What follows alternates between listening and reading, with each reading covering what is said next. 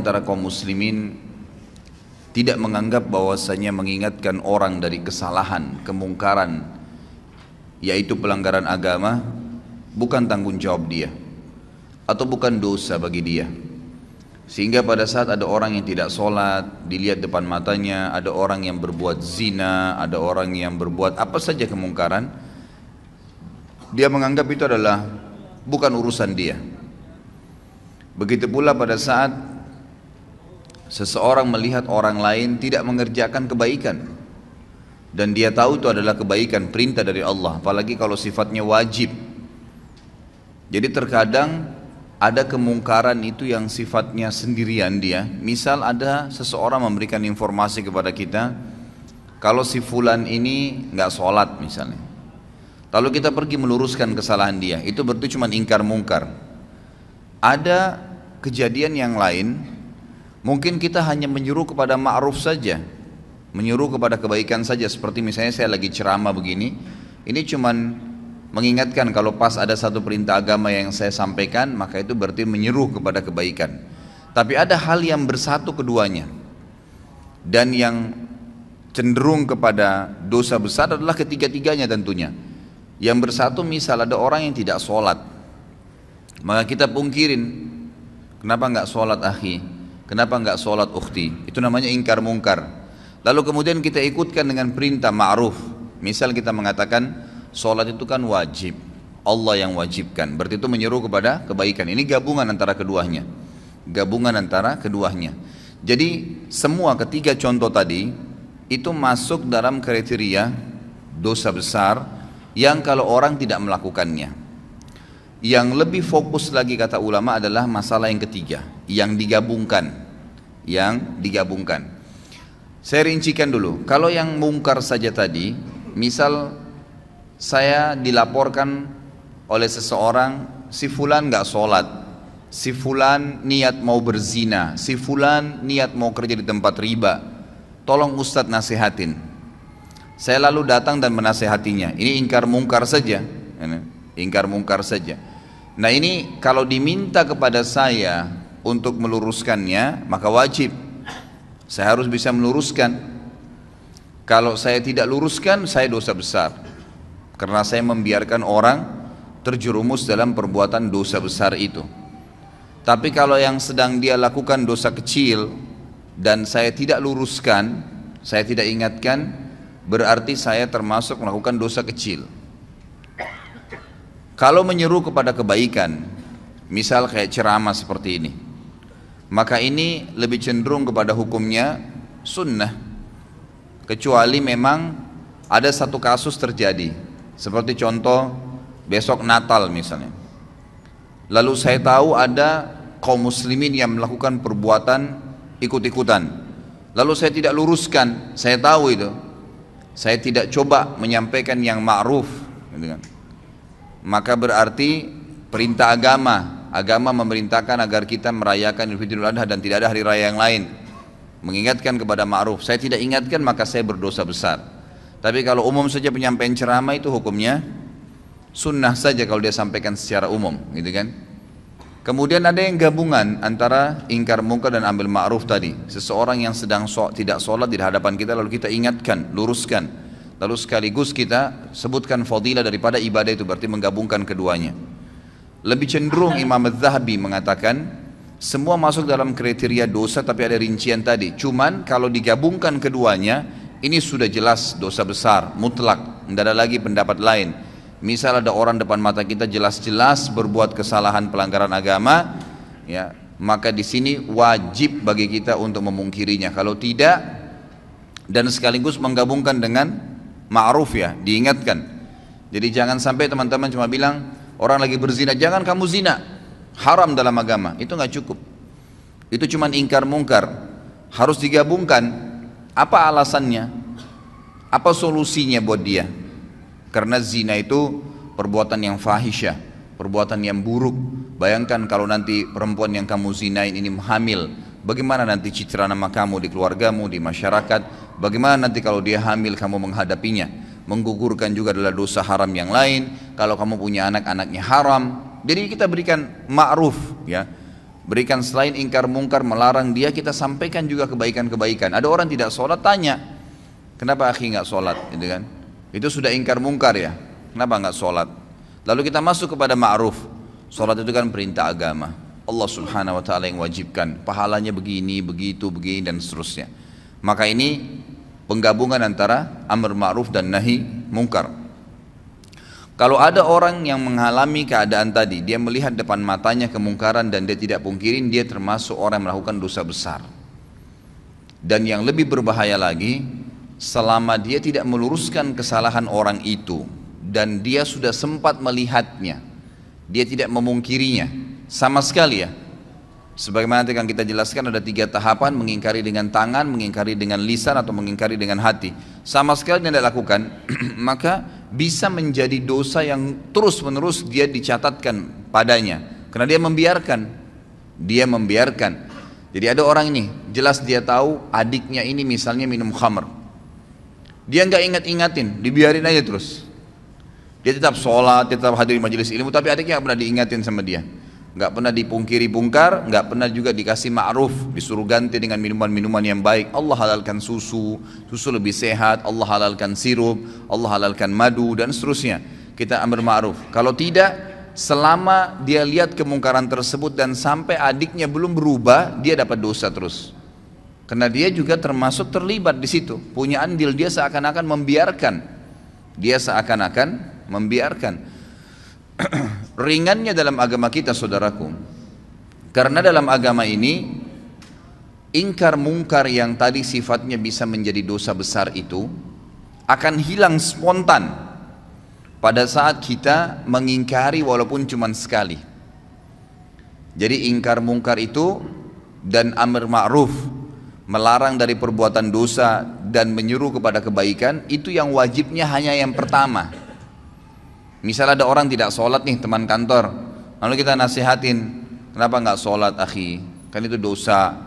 Sholat itu kan, lalu itu ingkar mungkar. Kita masuk kepada ma'rufnya, sholat itu kan pahalanya sangat besar, satu-satunya ibadah yang diperintahkan oleh Allah subhanahu wa ta'ala kepada nabinya Muhammad sallallahu alaihi wasallam yang diterima di langit adalah sholat. Ibadah-ibadah yang lain, jihad, apa saja ya, termasuk ayat-ayat Al-Quran itu turun dari langit ke bumi. Perintah puasa, perintah zakat, kecuali sholat di langit. Lalu ada hadis-hadis Nabi SAW, bagaimana kalau di depan rumah seseorang, di antara kalian ada sebuah danau, sebuah sungai yang luas dan airnya mengalir dengan deras, lalu kemudian dia mandi sehari 5 kali, apakah tertinggal sedikit pun dari kotorannya? Maka pasti dia akan mengatakan, apa kata para sahabat, tidak ada ya Rasulullah. Kata Nabi SAW, itu perumpamaan 5 waktu sholat. Seseorang di antara kalian membersihkan 5 kali sehari dosanya.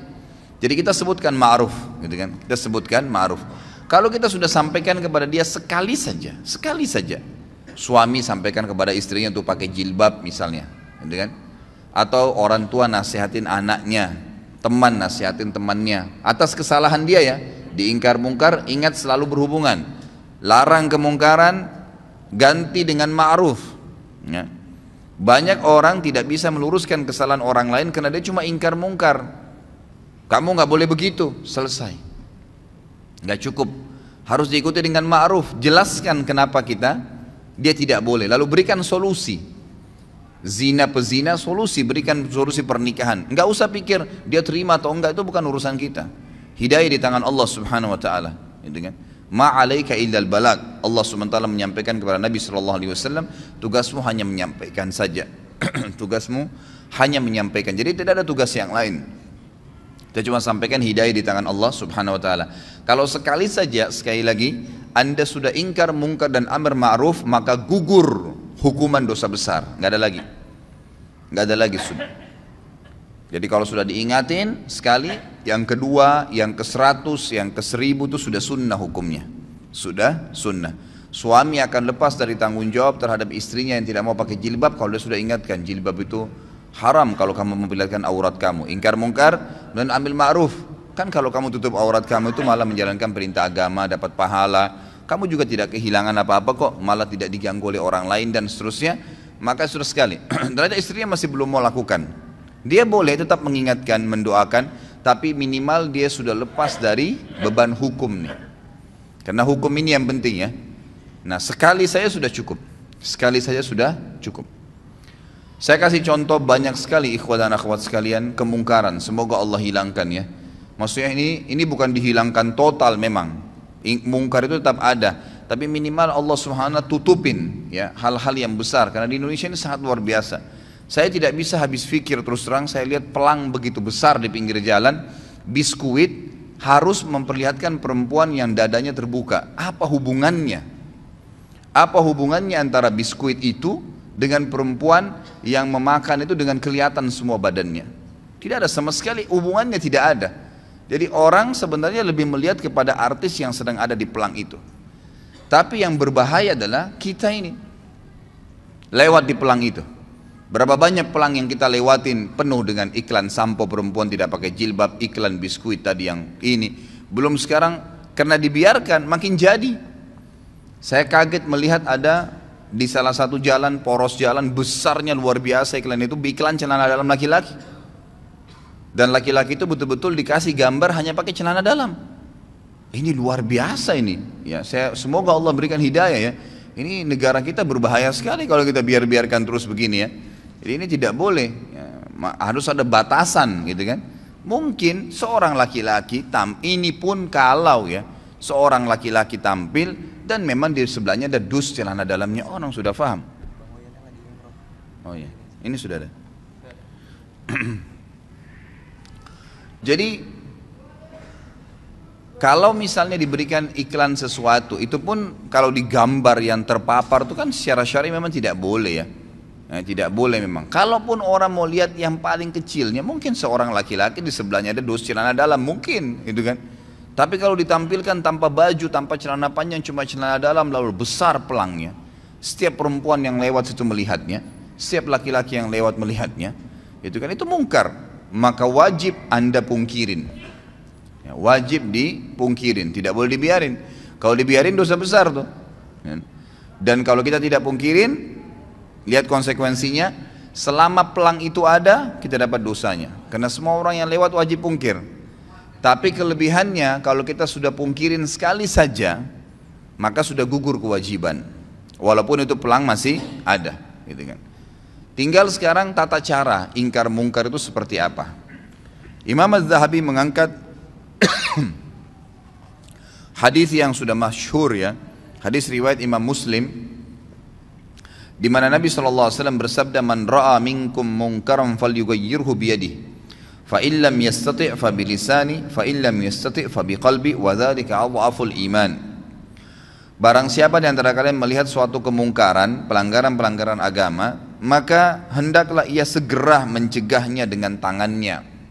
Tangan ini kata para ulama adalah kemampuannya, power yang dia milikin.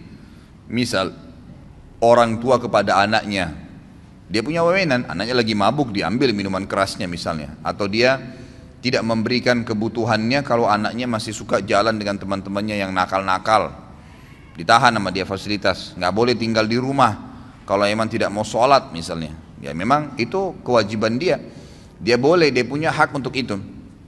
Atau atasan kepada bawahannya, kerja di sini wajib pakai jilbab, kerja di sini wajib sholat 5 waktu, yang tidak mau keluar.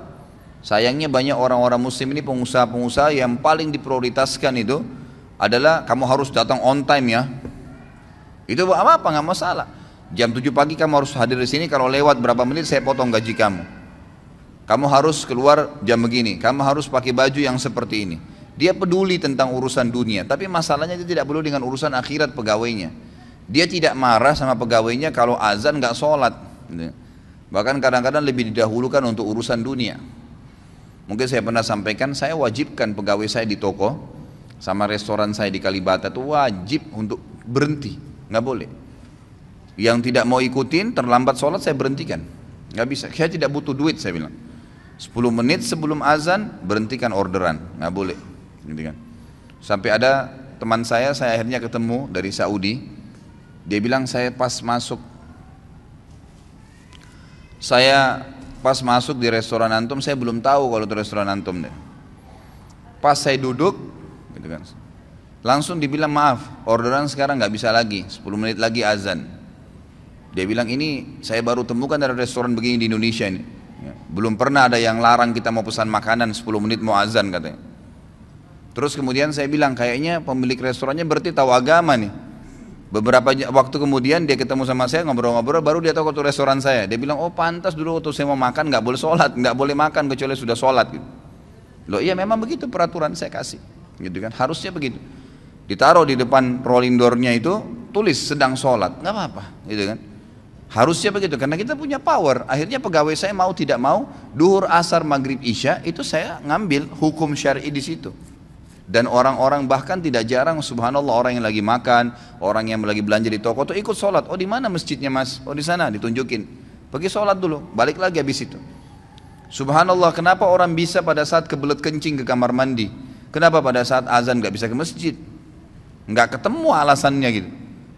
Kalau alasannya hanya karena mau jual produk ikhwas sekalian, berapa banyak produk yang antum jual jedah sholat itu, dan berapa banyak kerugian pahala yang antum kehilangkan karena tidak sholat awal waktu. Orang kalau meninggal ikhwas sekalian, ini antum camkan baik-baik kata-katanya. Kalau kita meninggal, tidak ada keinginan sedikit pun untuk kembali ke mobil mewah kita.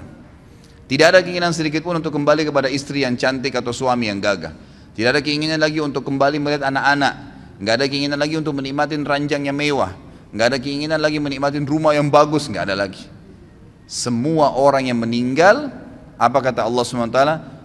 Ya, orang-orang itu akan mengatakan, Rabbirji'un, ya Allah kembalikan saya, la'alli a'malu salihan fima tarakt. Siapa tahu saya bisa, kalau saya bisa kembali lagi ke dunia, ya, saya akan kembali dan saya akan beramal soleh. Mau berharap kembali sekali saja sholat awal waktu, mau kembali sekali saja sujud, mau kembali baca 5-6 ayat Al-Quran, mau kembali selesaikan zikir pagi sore, mau kembali amal-amal soleh. Enggak lagi antum pikirin tuh kantor kita, ya, baju, mobil. Orang kalau sudah mati nggak ada pikir itu. Mau kembali dunia karena mau mengejar amal solehnya. Sayangnya kita subhanallah lebih dahulukan kamar mandi karena ada hajat duniawi daripada kita harus berwudu dan pergi sholat ke masjid. Gitu ya. Padahal berapa menit yang diambil? Ya, berapa menit? Nggak ada sama sekali.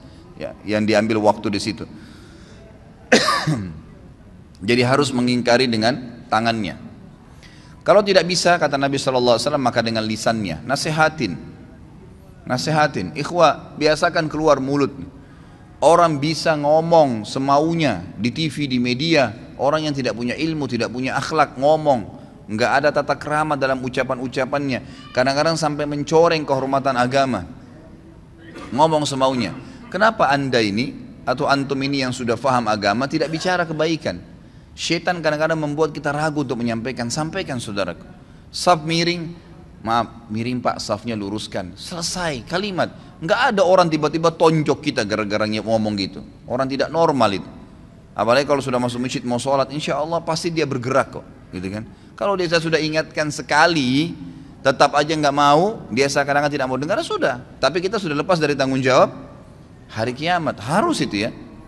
Dalam sebuah hadis yang sahih riwayat Imam Ahmad kata Nabi SAW, siapa yang lihat kemungkaran pada seseorang dan dia tidak memungkirinya secara sengaja nih, betul-betul dia tahu di depan matanya. Jadi bukan misal ada orang berbuat mungkar di layar TV, kita nggak mungkin pungkirin kan?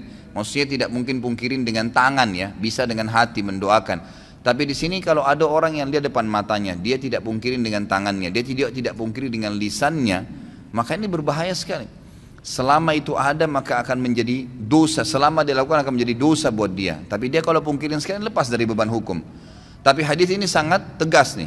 Siapa yang lihat kemungkaran pada diri seseorang lalu dia tidak pungkirin dengan tangannya kah, dengan lisannya kah, atau nanti saya jelaskan dengan hati yang selemah-lemah iman di situ, maka orang yang berbuat mungkar itu akan datang hari kiamat di depannya Allah, lalu mencekik leher orang yang melihatnya berbuat mungkar dan berkata, ya Allah, orang ini lihat saya buat mungkar dan dia tidak ingatkan, maka hukumlah dia. Bayangin tuh. Jadi kita nggak boleh masuk surga sendirian. Ingatkan orang saudaraku, lisan itu ucapkan kalimat yang baik.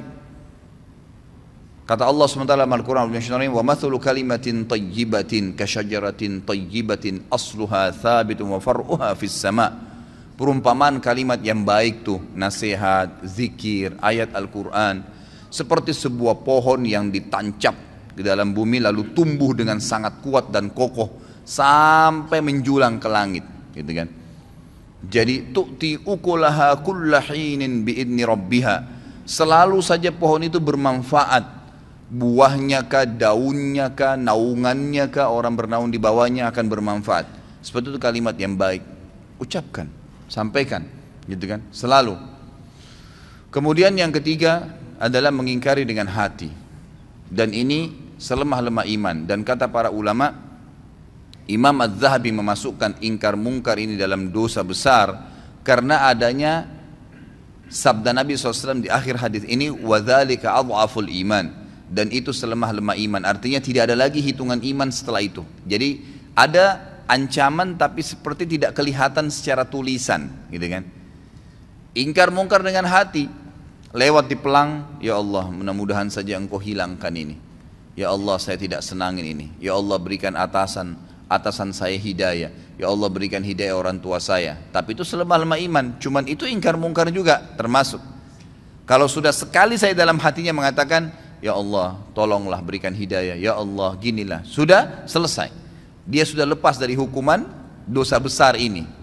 Yang penting ingkar mungkar dulu. Dan ingat selalu ikutkan dengan ma'ruf, ya. Jadi misal, ya Allah buatlah dia berhenti untuk tidak sholat dan mudahkanlah dia untuk mengerjakan sholat itu. Karena kadang-kadang doa kita Allah berikan seperti yang kita minta, ya. Ya Allah buatlah istri saya pakai jilbab misalnya. Lalu berhenti sampai di situ. Ya sudah dia pakai jilbab, tapi pakai jilbabnya kita belum tahu bagaimana. Tapi ya Allah berikanlah dia hidayah supaya dia tinggalkan dosa kelihatan auratnya ini. Lalu berikanlah dia hijab dan buat dia istiqamah di hijab itu. Berikan dia hijab yang syar'i yang betul-betul dia sadari itu adalah sebuah kebaikan. Lengkap doanya minta kepada Allah SWT. Maka itu sangat baik. Ya itu sangat baik. Jadi ingkar mungkar dalam hati pun harus, ya, harus. Dan juga dari sisi lain kata para ulama, hikmah, tentu ini sangat peka ya. Hikmah yang sangat besar daripada ingkar mungkar amar ma'ruf adalah bagaimana supaya ma'ruf itu, perbuatan-perbuatan baik selalu meninggi karena banyak orang yang kerjakan, dan mungkar nanti akan teredam. Karena setiap orang di antara kita kalau dia jalan dari masjid ini misalnya pulang ke rumahnya sebentar, pasti dari masjid ini ke rumahnya itu akan banyak sekali kemungkaran. Bayangkan kalau seseorang di antara kita, anggaplah kita yang hadir sini misalnya 200 orang. 200 orang ini kalau pulang menuju ke rumahnya misalnya. Nah, itu. Kira-kira pada saat dia pulang menuju ke rumahnya, dia lihat 10 kemungkaran dan dia pungkirin 10 kemungkaran. Berarti kita punya 2000 kemungkaran yang kita luruskan. Gitu kan? Contohnya saja. Walaupun dengan hatinya. Berdoa kepada Allah SWT. Kalau dia bisa dengan lisannya baiklah, alhamdulillah, gitu kan, dan seterusnya. Jadi ini bab yang harus kita, dan ini kesempatan pahala. Pahala yang paling banyak kata para ulama yang bisa didapatkan oleh seseorang dari amar ma'ruf nahi mungkar, itu yang paling banyak. Karena banyaknya kemungkaran di jalanan, kan gitu.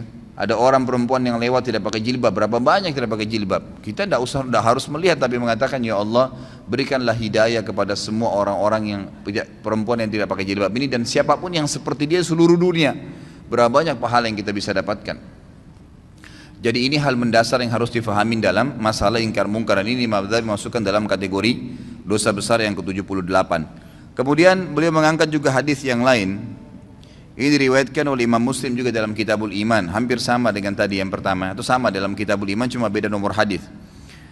Dalam hadis yang milik Imam Muslim kata beliau tentang kezaliman, bunyinya ada awal hadisnya, tapi ini beliau angkat cuma pertengahan hadisnya. Faman jahadahum biyadihi fahuwa mu'min, wa man jahadahum bilisanihi fahuwa mu'min, wa man jahadahum biqalbihi fahuwa mu'min. Laisa wara'a dzalika minal imani habbatu khardal. Siapa yang melihat kemungkaran lalu dia melawan, meluruskan kemungkaran itu, siapa yang meluruskan kemungkaran itu dengan tangannya, maka dia adalah seorang mukmin. Siapa yang meluruskan kesalahan dengan lisannya, maka dia juga orang mukmin. Dan siapa yang meluruskan kesalahan dan kezaliman, kemungkaran dengan lisannya, maka dia juga mukmin. Dan tidak ada iman setelah itu sekalipun atau sebesar biji sawi pun. Artinya tidak dianggap orang beriman kalau tidak mau ingkar mungkar. Ada hadis yang agung riwayat Bukhari, di mana Nabi SAW bersabda, suatu hari pernah Jibril diutus oleh Allah untuk menghancurkan satu negeri.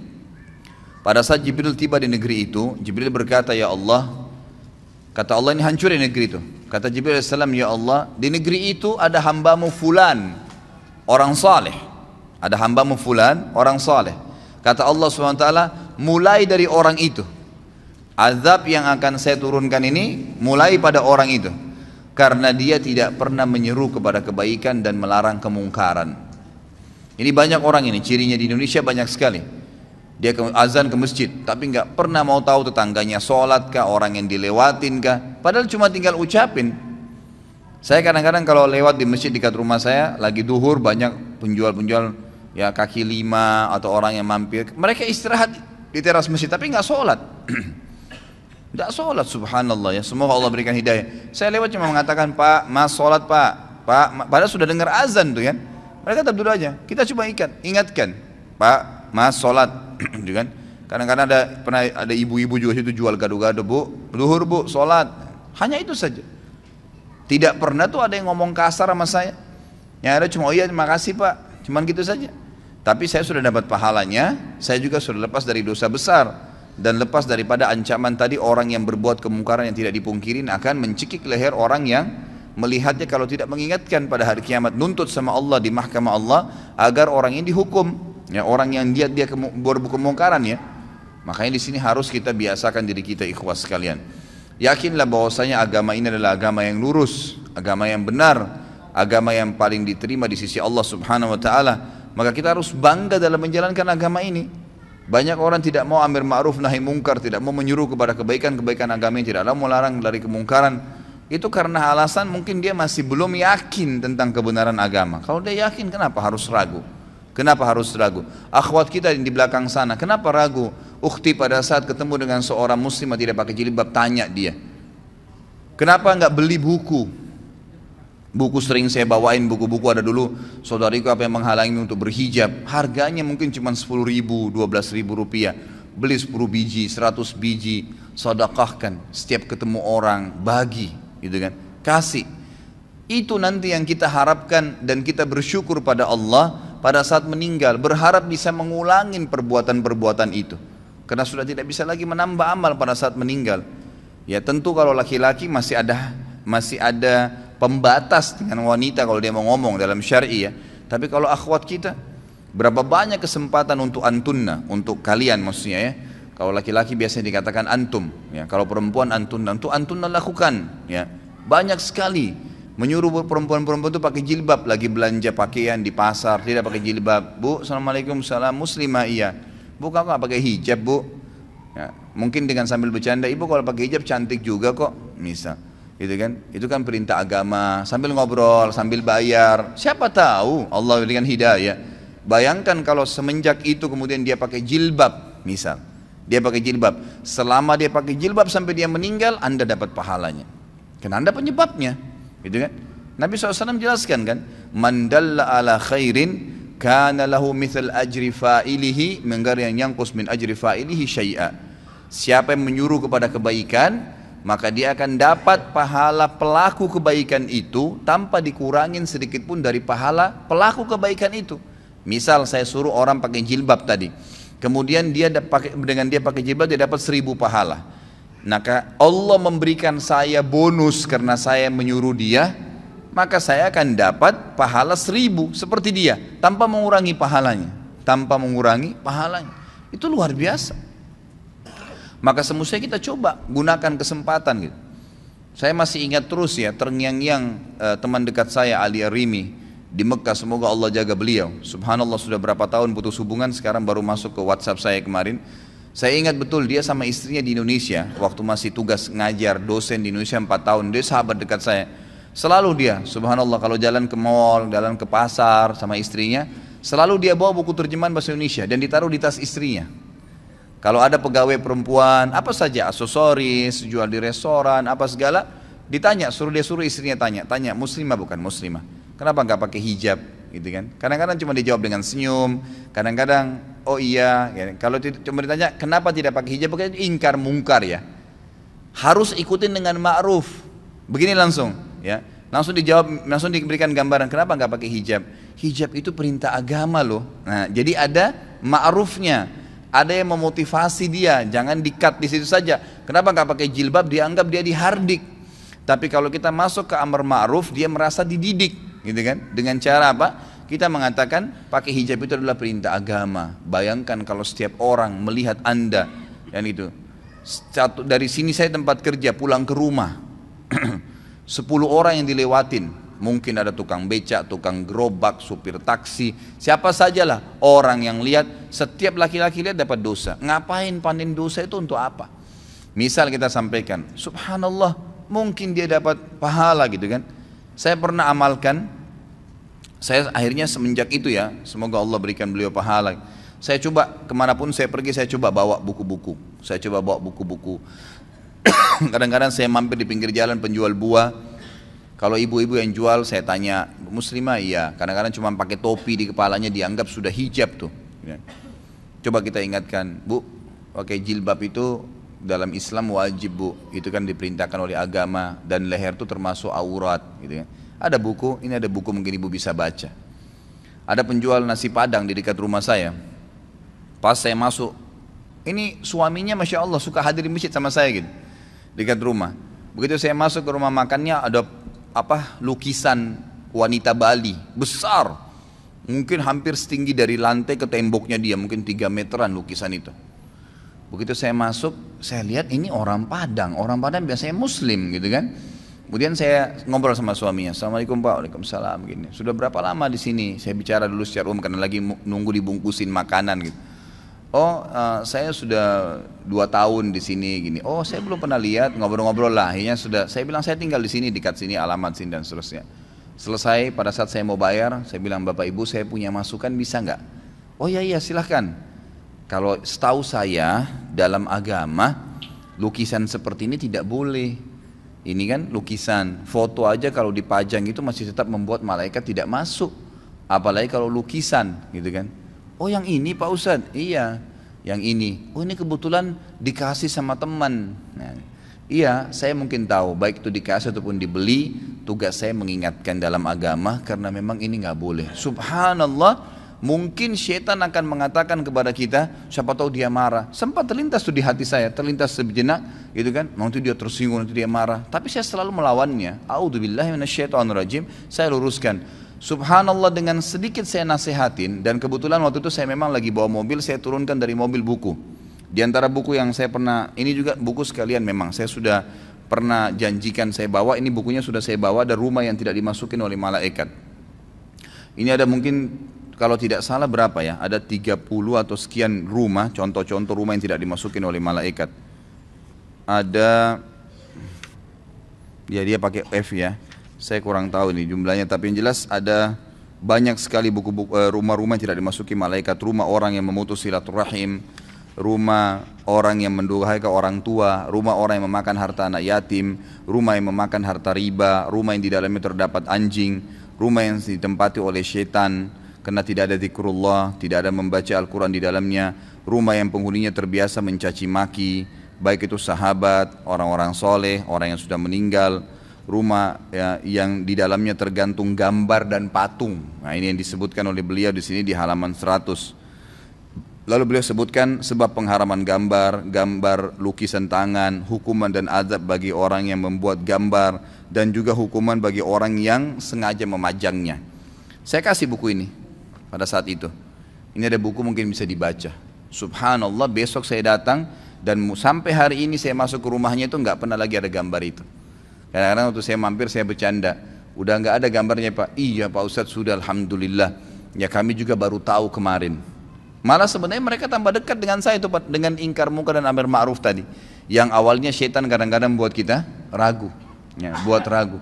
Itu kesempatan, peluang besar untuk mendapatkan pahala. Ingkar mungkar, ingatkan. Karena kalau tidak malah berbahaya, sebagaimana tadi saya jelaskan ya. Nabi Muhammad SAW dan para sahabat paling gemar dengan amar ma'ruf dan nahi mungkar. Bahkan kita tahu kisahnya Abdullah bin Umar dan Abu Hurairah radhiyallahu anhum. Abdullah bin Umar dan Abu Hurairah radhiyallahu anhum ini kalau mau sholat, ya, mau sholat, mereka sudah tahu misal waktu sholat subuh, duhur, asar, maghrib, isya, jamnya atau saatnya kayak kita sekarang pakai jam ya, itu mereka berdua ini selalu keluar sebelum waktu,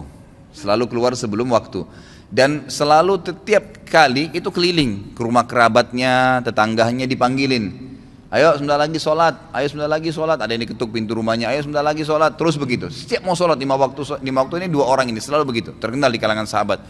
Jadi sering kali mereka mutar jauh sekalian sampai ke masjid sudah azan. Ini mereka sudah amar ma'ruf sekaligus ingkar mungkar gitu. Pahalanya banyak. Barangkan berapa banyak orang yang mendapatkan atau kita dapatkan pahalanya hanya karena dia mendapatkan hidayah, yang mendapat